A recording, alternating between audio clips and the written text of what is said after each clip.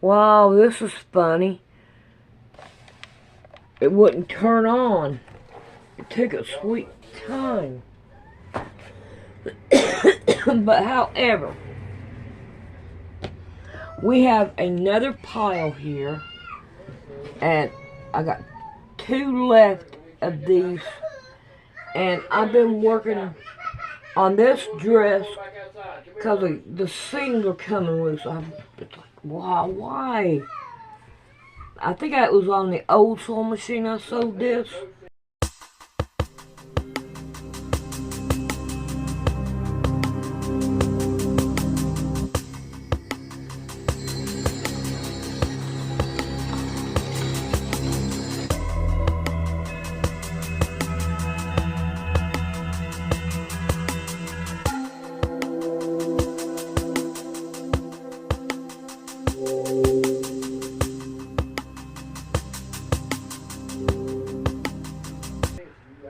So, here's me some more. Oh, these are 2. I want to keep the 2. And these. I will separate these.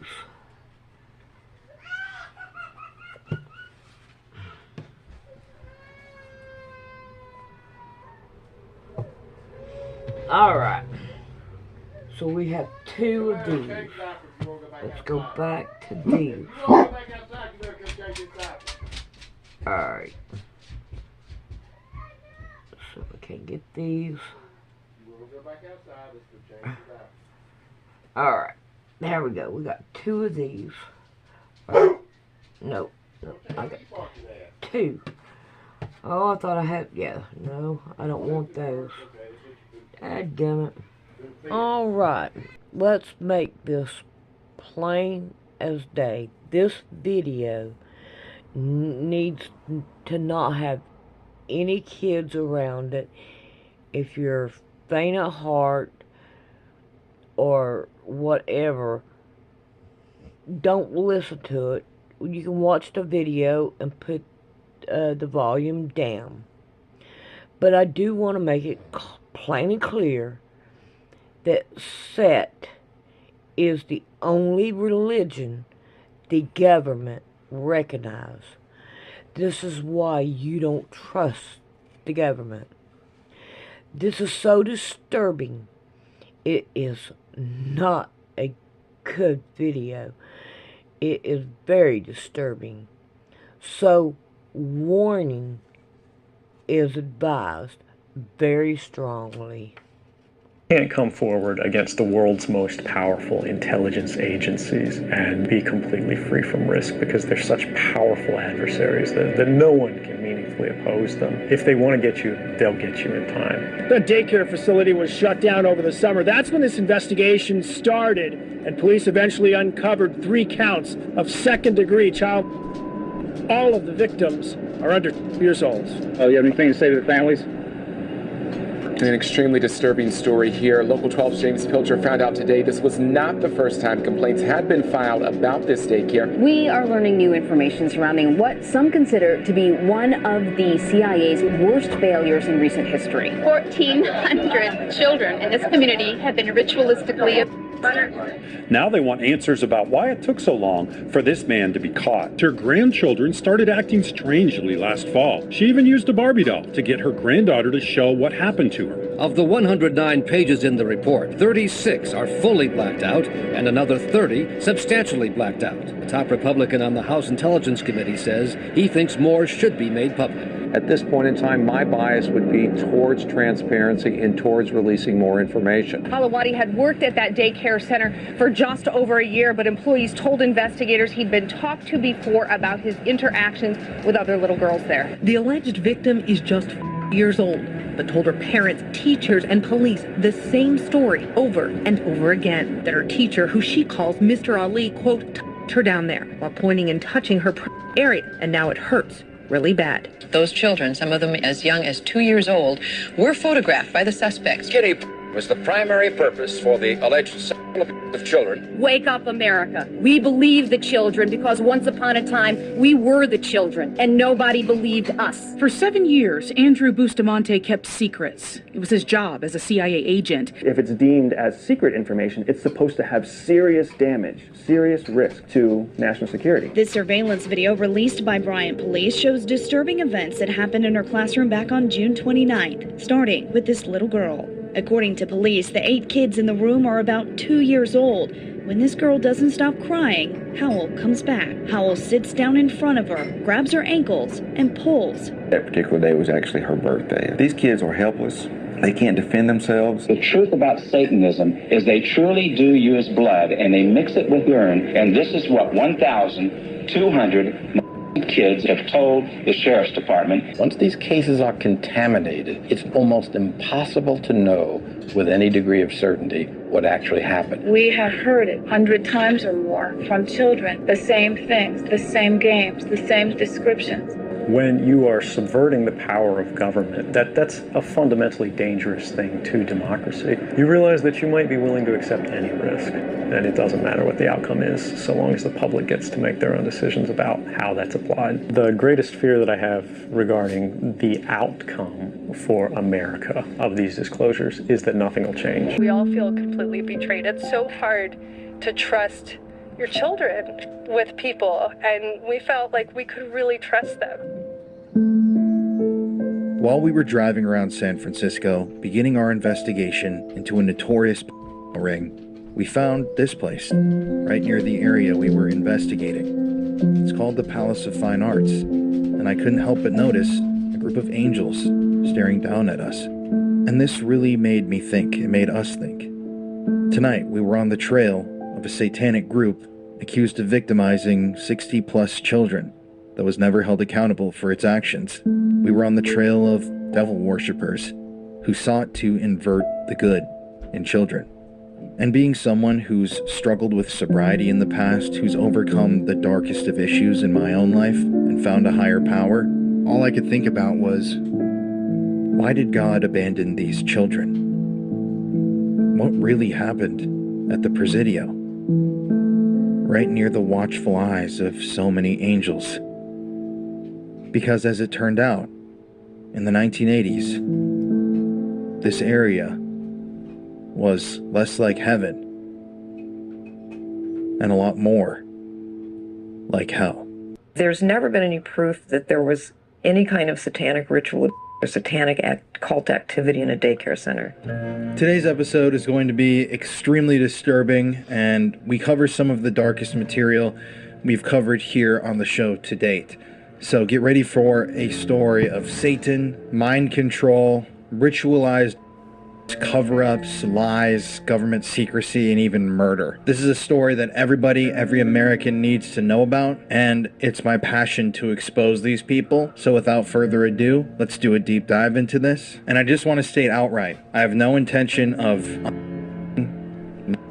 if you know what I'm saying. You can also fact check everything that I say in this video using the resources document in the description. And also, all parties are presumed innocent until proven guilty in a court of law. What we're doing here is reporting on already reported facts and telling you the full story that the government, the US government, doesn't want you to hear. The Presidio daycare scandal is one of the darkest chapters in American history. It's a tale of satanic rituals, fires, murder, and cover-ups. And it's a story that almost nobody in America knows about. This story is very dark and very disturbing, so viewer discretion, once again, is advised. Before we get into the story of the that occurred at the Presidio, however, we need to talk a little bit about the Presidio complex itself. The Presidio of San Francisco, originally known as El Presidio Real de San Francisco, is a historical park located on the northern tip of the San Francisco Peninsula. Established in 1776 by New Spain as a fortified settlement, it was created to secure Spanish interests in Alta California and the San Francisco Bay Area. After passing to Mexico in 1820 and then to the United States in 1848, the Presidio served as an active military post for over 2 centuries before being transferred to the National Park Service in in 1994 as part of the Golden Gate National Recreation Area. This marked the end of its 219 years of military use and the start of its transition into a public park with both commercial and recreational facilities. In 1996, the U.S. Congress established the Presidio Trust to manage the park's interior land, while the coastal areas remained under the National Park Service's oversight.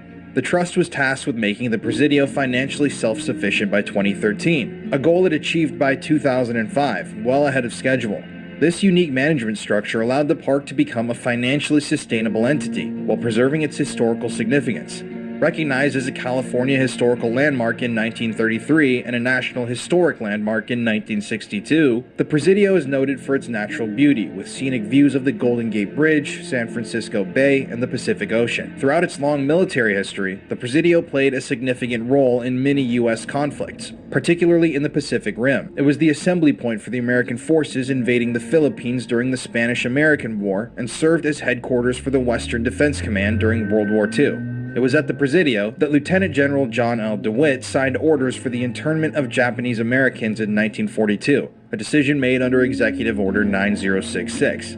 The Presidio also contributed troops to Operation Desert Storm in 1991, marking one of its final military engagements. It was home to the Letterman Army Medical Center, which provided medical care to wounded soldiers through many 20th century conflicts. And that building, before it was demolished, was said to be extremely haunted. Today, the Presidio contains the San Francisco National Cemetery, one of only 2 remaining cemeteries within the city. Among those interred are prominent military figures like General Frederick Funston and General Irvin McDowell. The park also includes a historical walking trail as part of the Trails Forever initiative. This trail features interpretive signage about the area's rich history, including its use as a burial ground for merchant seamen. The Presidio has evolved from a military stronghold to a cherished public space that honors its historical legacy while offering recreational and educational opportunities to visitors. So, back in the day, the Presidio was a powerful, powerful place. A location that held significant strength through the United States Army, a place that contained, obviously, many high-level secrets within. Secrets that, slowly but surely, are making their way out from the shadowy fortified walls of the Presidio and into the library of public knowledge. For example, one mysterious event in the Presidio's history was the death of a nuclear scientist. You see, in 1953, the Presidio campus in San Francisco became the setting for a chilling and mysterious event involving William Curtis Twitchell, a brilliant chemist deeply involved in atomic research. Twitchell, born in Minnesota in 1917, had an impressive career with degrees from Rollins College and UC Berkeley. By 23, he was a project engineer at UC's Radiation Lab, working alongside future Manhattan Project scientists like Glenn Seaborg, Ernest Lawrence, and J. Robert Oppenheimer. During World War II, their focus shifted to nuclear weapons development, a critical effort for the U.S. military.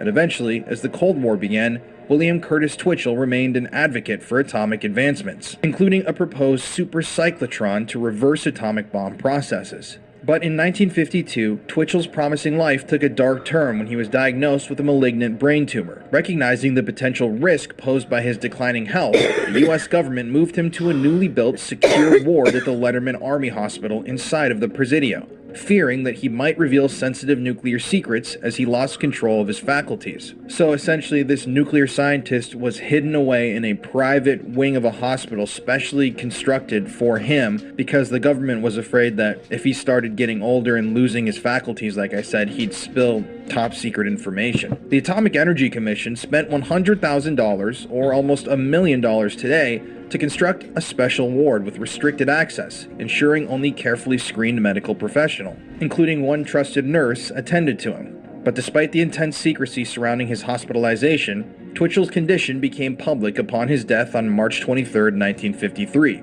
And as the news spread around America that a nuclear scientist had been given his own top-secret hospital wing to die in at the Presidio, the Atomic Commission was forced to reveal to the public that similar isolation wards were being used across the country to safeguard nuclear secrets. There were multiple top-secret hospital wards erected for these dying nuclear scientists, wards which were costing the American government millions of dollars.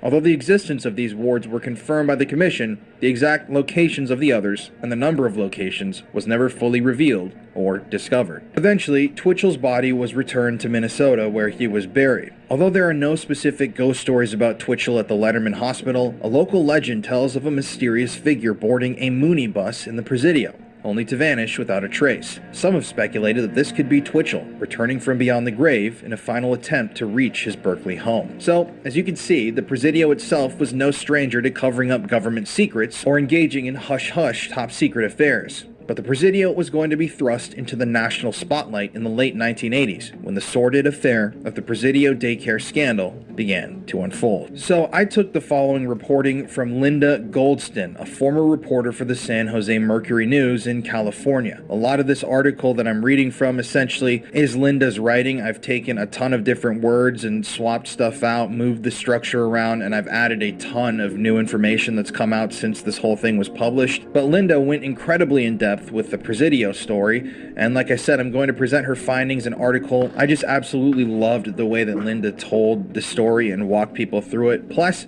it's almost the same as how anybody else would tell this story, but this is an excellent summary of the Presidio case. I want to give credit where credit is due. This is all information I had come across in my own independent research before, so I was able to corroborate it. And I'm sure that by the end of this, you're going to be convinced that something sinister was happening on the Presidio campus in the late 1980s. So let's get into this extremely dark and twisted story. Even before Joyce Tobin arrived at the daycare center on November 14th, 1986, she suspected that something was wrong. Her neighbor Karen Thomas had just called her up to say that Joyce's 3-year-old son had begged to go home with her when she picked up her own child at the Child Development Center that morning. That's the name that they had for the preschool and daycare center, the Child Development Center. According to her friend Karen, Joyce's son said he didn't want to stay for daycare after his preschool class ended. When Karen told the boy that she couldn't take him with her, Joyce Tobin's son turned to his preschool teacher and asked if he could stay with her. But she had no choice. At the time that she received this news from her friend, Joyce Tobin was at a dentist's office on the other side of town and had arranged for her son to be taken from his preschool class at the Childhood Development Center to hourly care until she could pick him up. Until the boy started preschool 2 months earlier, he had been left at center once or twice a month for a period of 2 years. This was actually only the second time that Joyce's son had been left in hourly care since September of that year. Both times while his mother had medical appointments that she couldn't bring him with to. The preschool, like I said, otherwise known as the Child Development Center, and the hourly care programs were both run by the United States Army at the Presidio of San Francisco. And on that day that changed her life forever and the lives of her family, Joyce Tobin arrived at the Presidio Daycare Center at 2:30 p.m. to finally pick up her son. When she entered the child care center, Joyce's son appeared to be napping with several other children, and the teacher, Gary Hambright, was sitting at a table in the room watching over the kids. When Joyce asked how her son had been that day, Gary said the boy had been upset and hadn't eaten his lunch. He called the child a darling little boy and suggested that Joyce bring him to the daycare center every other day so that the boy could get used to him. That's a quote. According to Gary Hambright, a lot of 3- and 4-year-olds had trouble coming to his daycare room. He suggested that they were intimidated by the older children in the class and that they simply had to adjust to being separated from their parents. That night, while watching television with his older brother, Joyce's 3-year-old son started playing with his pulling it forward with both hands up and letting it go. "Mr. Gary, do it," he said, and kept at it. Upon hearing this, the young boy's brother ran to fetch their mother, who was talking to a neighbor in the front doorway. Trying to keep her voice calm, Joyce approached her 3-year-old and asked him what he was talking about. The child's reply was terse and grim. "He touched my with his hand, and he bit my he told his mother. The boy then made a chomping sound with his mouth. Asked if Mr. Gary had done anything else, the boy said, quote, "He put a pencil in my he do that to me. He hurt me, and I cry and cry," end quote. Joyce Tobin in that moment was unsure what to think. "It seemed too impossible and horrible to be true," she said later. "I also thought how awful it would be to accuse someone of this if it were not true." But as she watched her son that evening, he seemed different, anxious, upset. In fact, she watched her young son bite his nails and turn his head away from her. He seemed nervous and disturbed. When Joyce's husband, Captain Mike Tobin, came home, the couple decided to observe their son over the weekend. They agreed they wouldn't question him, but they would indeed wait and listen closely to see if he said anything more. At bedtime, Joyce, who had been trained as a nurse, examined her own son's anus. Immediately, she noticed that it seemed a bit swollen and red. That night, the 3-year-old came to his parents' bedroom crying. He said he was scared. He said he wanted to sleep with them. During the next few days, what had seemed at first too impossible and horrible to be true wouldn't go away. And as both Joyce and Mike tuned in, they listened in horror as their son continued to talk about Mr. Gary hurting him. The following Tuesday, on November 18, 1986, Joyce Tobin was driving through the Presidio with her son. When they came to the intersection where she would have turned to go to the daycare center, her 3-year-old son raised himself up out of his car seat as if he were attempting to get out and started to cry. "Are you taking me to daycare?" he screamed. "I don't want to go to daycare. Mr. Gary hurt me and I cry." Seeing how distressed her child had become at the concept of being dropped off at the daycare, Joyce reassured him that they were not going to go there, and he calmed down. However, even though her son had settled down, Joyce couldn't. That incident was the final straw that broke the camel's back, and seeing her son react like that, Joyce was convinced that she should contact the daycare center. So, on Wednesday, November 19th, she called the director of the daycare center, a woman named Diana Curl, and asked for an appointment to discuss her son's allegations. But despite the seriousness of the complaint, Diana Curl, the director, said she couldn't see Joyce until Friday, 2 days later, which is shocking. Here you have a mother calling the director of a daycare and alleging that her son was raped by one of the employees, and it seems like she doesn't care. However, within a half hour of the call, Joyce was called at home by one of her son's preschool teachers, who wanted to know what the problem was. Joyce was very confused in that moment. You see, she hadn't told a single employee of the daycare center about the allegations, besides the center's director, Diana Curl, on the phone call. In a bizarre twist, however, it turns out that the entire daycare center staff had been told immediately about Joyce's call and the allegations. Literally, almost immediately after Joyce had spoken with Diana, the director, Diana had phoned up the staff of the center and informed them that these allegations were being made. This was on Wednesday. And bizarrely, authorities who were contacted did not search the center until Friday. This would have given any predator employees ample time to clear out any evidence that they held within the walls of the daycare center. Joyce Tobin never got the meeting that she had wanted with Diana Curl. The case broke before then. On Thursday, November 20th, Mike Tobin spoke with the chaplain at the Presidio and informed the chaplain of his son's allegations. And the chaplain then contacted the Army's Criminal Investigation Division. Officers from the CID, or Criminal Investigation Division, then acted immediately and made an appointment to interview and videotape the boy about his allegations. And this is what really kicked this whole thing off. On the morning of November 21st, the Tobin son was interviewed by officers from the Army's Criminal Investigation Division in a videotaped session. He was then afterwards examined at the Child Adolescent Referral Center, or CASARC, at the San Francisco General Hospital. CASARC reviews more than 700 cases of suspected sexual abuse every single year. Among other things, the CASARC staff had often heard children describe rape as having a pencil put in their bottoms, just like the Tobin son had described it.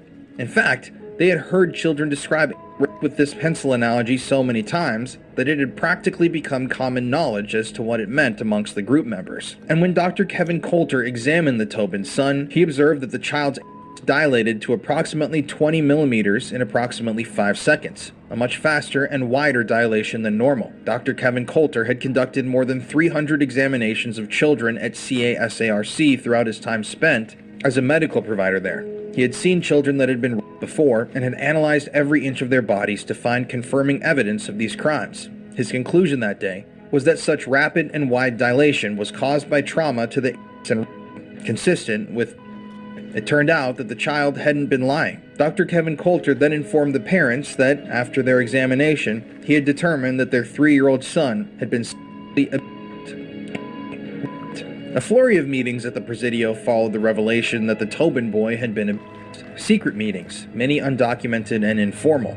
But even with all this activity, these meetings in boardrooms and in buildings across the campus, the Army seemed to be in no hurry to proceed with the sexual abuse case. In fact, it took the Army 12 days to form a strategy group and to really begin investigating. And it took the Army almost an entire month to notify the parents of other children who had been in Mr. Gary's class that a student in their classroom had allegedly been raped by the teacher and that their own children might be at risk. Nearly a year would pass before more than 59 other victims, children between the ages of 3 and 7, had been identified. And allegations would be made by parents that several more children were even after the investigation had begun. Usually, when allegations of rape and sexual abuse are made against the caregivers and employees of a childhood daycare center, the center shuts down. And keep in mind, this wasn't just an average daycare center ran by private United States citizens. This was the Childhood Development Center and Daycare at the Presidio, under the care of the United States Army. And this complicates things even further. You see, daycare centers under state jurisdiction, like the Child Development Center, are routinely closed when an incident is confirmed. But the Presidio Center stayed open for more than a year after the Tobin's son said that Mr. Gary had raped him. A strategy meeting on December 10th set the tone for the case. The meeting was attended by all of the brass from the Presidio, representatives of the FBI and the U.S. Attorney's Office, and staff from the Child Adolescent Sexual Referral Center. The CASARC workers told the Army to expect multiple victims, so many victims that they couldn't even offer their help. But the Army didn't want to believe that. That's a quote. Says one CASARC worker who attended the meeting. 5 days later, on December 15th, letters were mailed to 242 parents whose children were in Hambright's classes. The letter said, "The commander of the Presidio of San Francisco has been apprised of a single incident of alleged child abuse reported to have occurred at the Presidio Child Development Center. We have no reason to believe that other children have been victimized." End quote. Many parents who received that letter took the Army at its word. Many of them didn't learn until the following April, after the Tobins and other parents forced the Army to send out another letter, informing parents that their children may have been victims.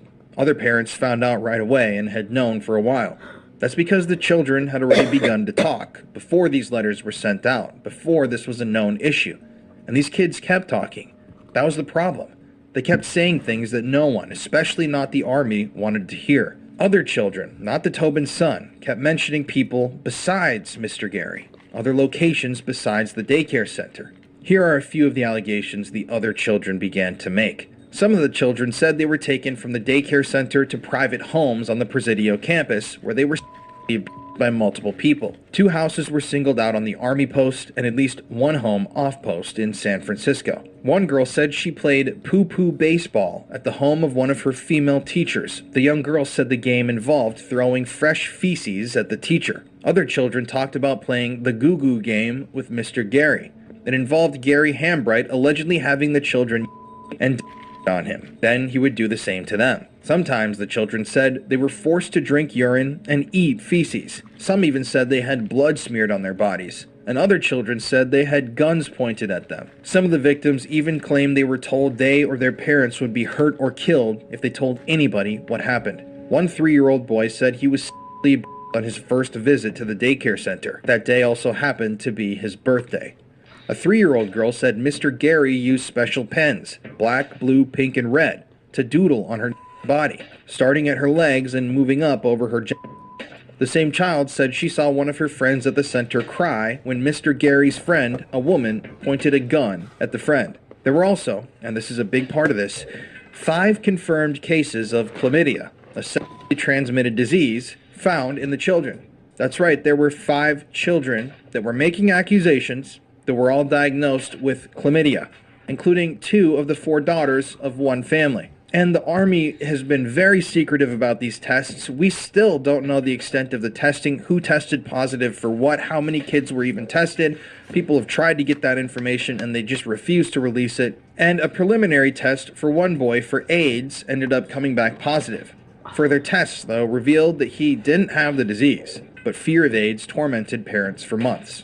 Now, these allegations were already horrific. These kids were all independently reporting their abuse to their parents, going into graphic detail, but for some people, allegations alone aren't enough. In my mind, and in the minds of many others, allegations made by children should always be taken seriously. But these weren't just allegations.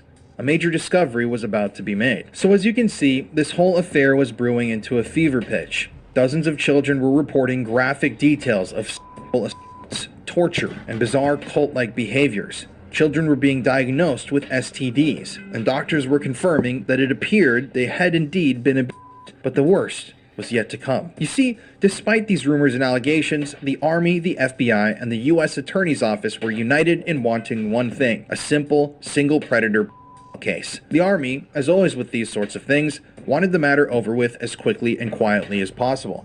And the prosecutors involved wanted a case that they knew they would win. I'll even go a step further and posit that the powers that be that were involved in this whole thing wanted a scapegoat for the affair. A singular person that they could pin all of this and all of these disgusting allegations on.